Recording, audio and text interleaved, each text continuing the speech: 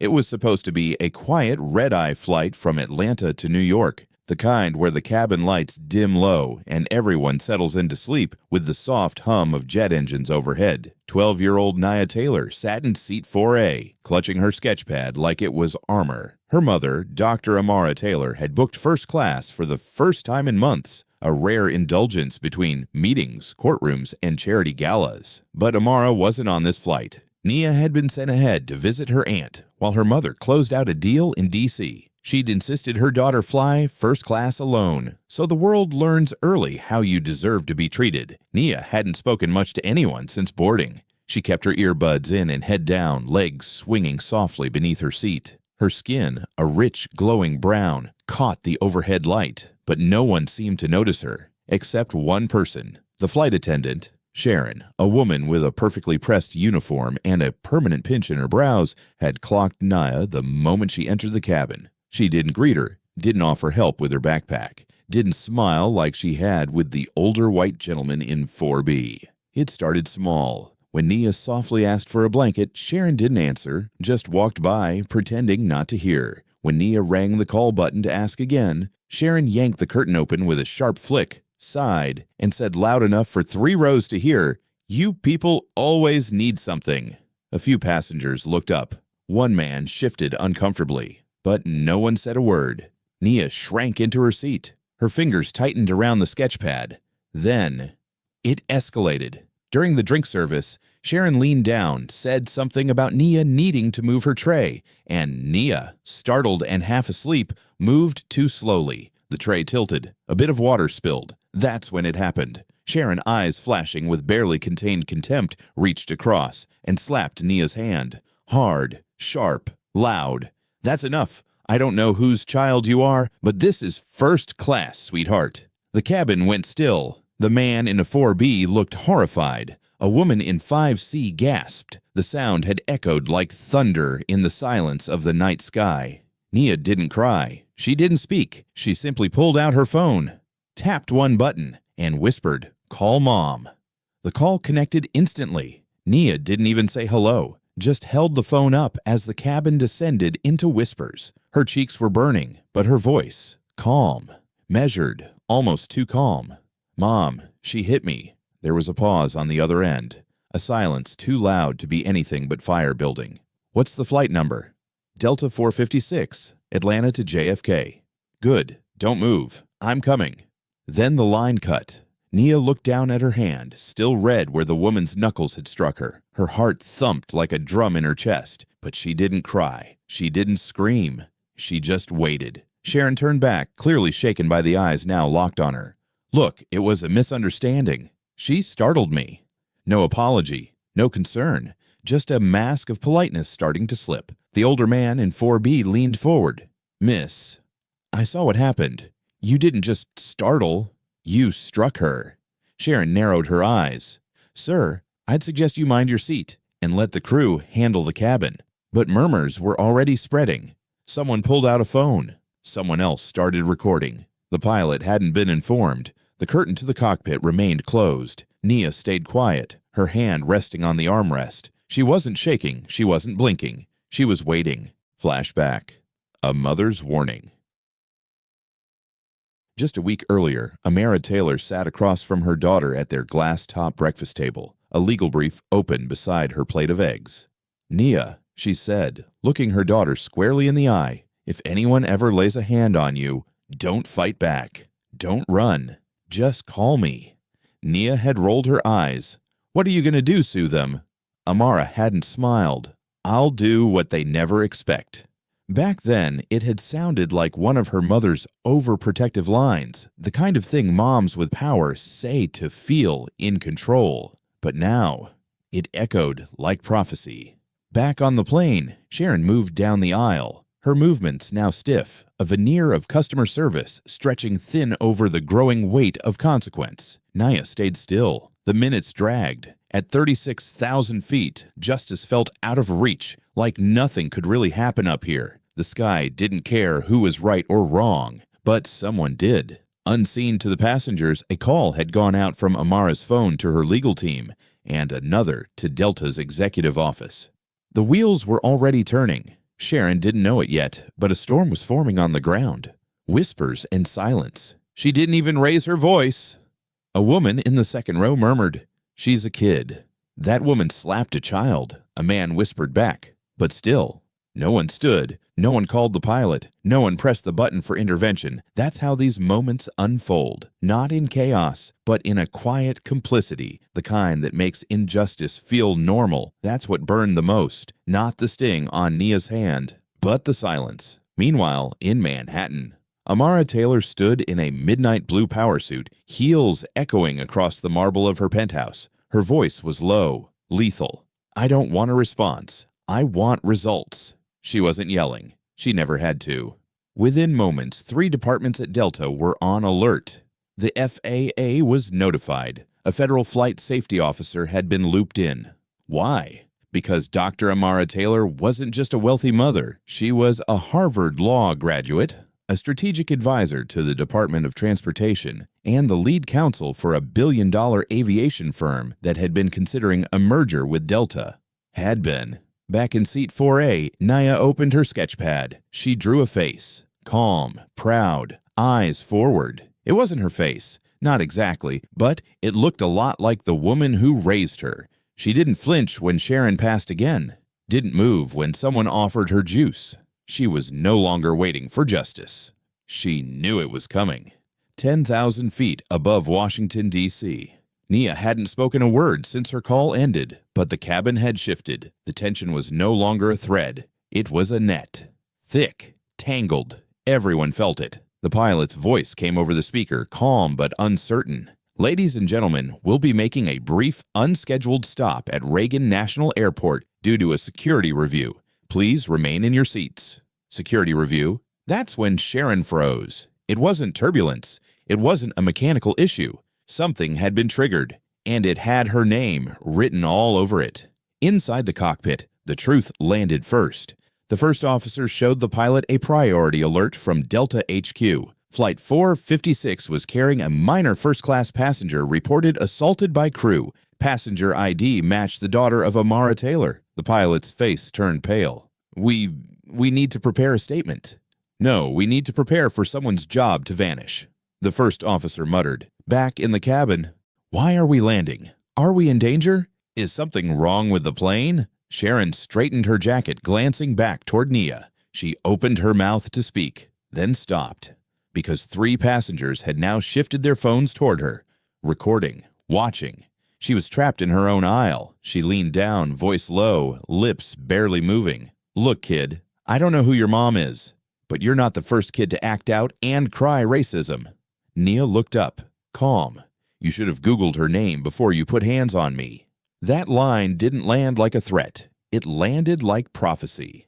20 minutes later, emergency landing. As the plane touched down in D.C., a quiet whisper passed through the cabin. "Lawyers are waiting at the gate." FAA rep, too. Media, maybe. The pilot came out first. He walked directly to Nia, knelt beside her, and said softly, "I'm so sorry, Miss Taylor. You are safe. You'll be met by my superiors shortly." Then came the murmurs, the connections, the truth. "Wait, that's Amara Taylor's kid. The woman who sued Jetline for $400 million? She's on the Aviation Advisory Board." The silence broke like a dam. Sharon tried to act unfazed. She buttoned her blazer and walked briskly toward the galley, muttering to herself. But the door opened, and in walked Amara Taylor herself. Black suit, no smile, eyes like steel. The entire first-class cabin turned to stone. She didn't raise her voice. She didn't gesture wildly. She walked straight to Nia. Kneeling, she brushed a curl from her daughter's forehead and said, "You okay?"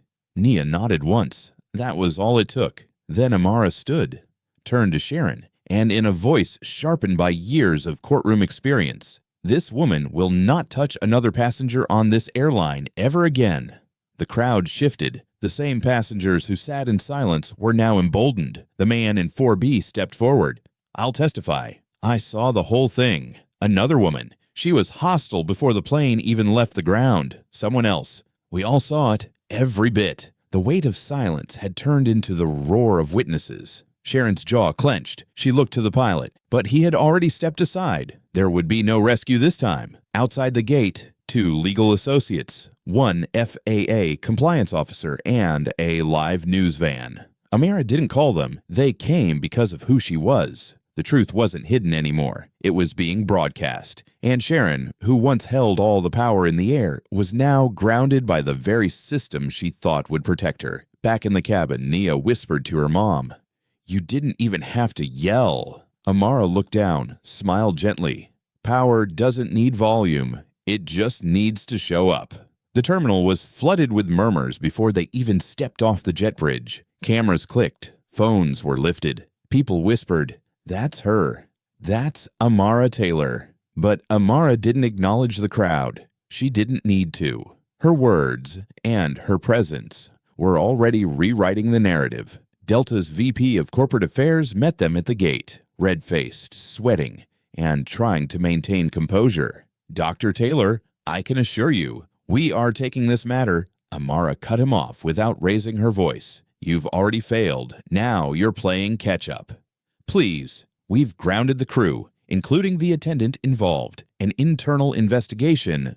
She raised a hand, not to dismiss, but to command. "You won't be investigating anything. The FAA will, and my firm is officially withdrawing from your merger as of this moment." The man's face collapsed. All the power he thought he had, gone.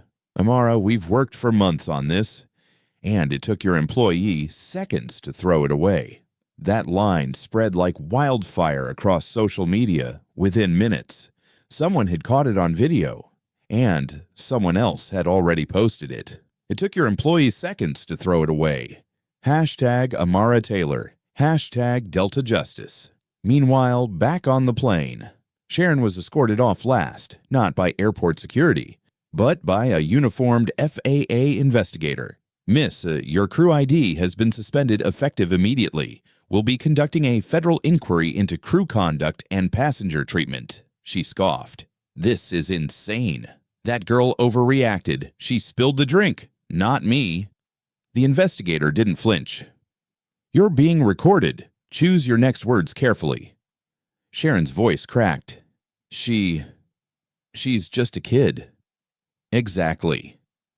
The words hung there like judgment. She was walked down the ramp, phone in hand, but there were no calls to make. No one to call. The airline union wouldn't protect her, not with Amara Taylor's name stamped across every trending headline. Across the country, media ran the story.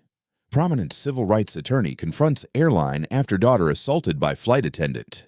Billionaire mom grounds entire flight after racist attack on 12-year-old. Justice in the skies. How a silent child and her powerful mother changed airline protocol. It wasn't just a scandal, it became a movement. Within 48 hours, Delta announced a full internal review of crew conduct training. The FAA proposed a new passenger treatment policy. Other airlines released public statements of support, but none of it was enough to undo the moment. That slap. And what followed. 3 days later, in a nationally televised press conference, Amara stood behind a podium, her daughter beside her, calm and composed. "This isn't just about my child. It's about every child, every black child, who's been told in 1,000 quiet ways, 'You don't belong here.' Let me be clear, you do. And if you're silent, someone else will write your story. We're not staying silent anymore." The clip went viral, millions of views, tears, shares, praise. People who had never flown first class said, "She spoke for me." Single moms, black teens, airline staff, even flight attendants messaged anonymously saying, "We were told to monitor passengers who didn't look right in first class." Now we're watching the watchers. Justice wasn't just delivered, it was amplified, echoed, etched in policy, and branded into history. That night, back at home, Nia asked softly, "Did I do okay?" Amara leaned down, brushing her daughter's cheek with the same care she showed to the world. "You didn't do anything, baby. You were everything." The headlines eventually faded, the social media noise dimmed, but the impact remained. Sharon quietly resigned from her job a week later. No press release, no final flight, just a one-line statement. Effective immediately, I am no longer affiliated with Delta Airlines. But it wasn't really a resignation. Her badge had already been revoked. Her name flagged in multiple internal databases across major carriers. Her story, a warning now taught in diversity training modules. What not to do when faced with bias in the skies. Delta's CEO released a formal apology on live television. They didn't name Naya directly, but the world knew. We failed a young passenger, we failed her mother, we failed our standards, and we must do better. They donated $2 million to a national racial bias training program. They invited Amara to consult on its design. She declined, not out of spite, out of principle. "This isn't my job," she told a reporter. "It's yours. Do it right this time." Meanwhile, Nia returned to her art. The sketch she made on the plane of a calm, composed girl with fire in her eyes was later framed and displayed in her school hallway. The caption read, "Power isn't loud. Sometimes it just waits to be seen."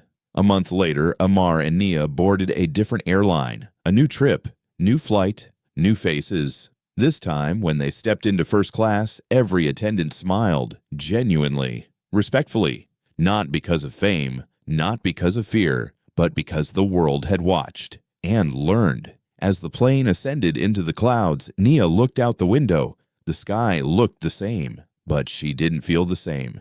She wasn't the girl in 4A anymore. She was the girl who didn't cry, didn't yell, and still made the world listen. If you've ever been ignored, mocked, dismissed, or told you didn't belong in a place you earned, remember Naya. She didn't fight to be seen. She just refused to disappear. And the world had no choice but to turn and look.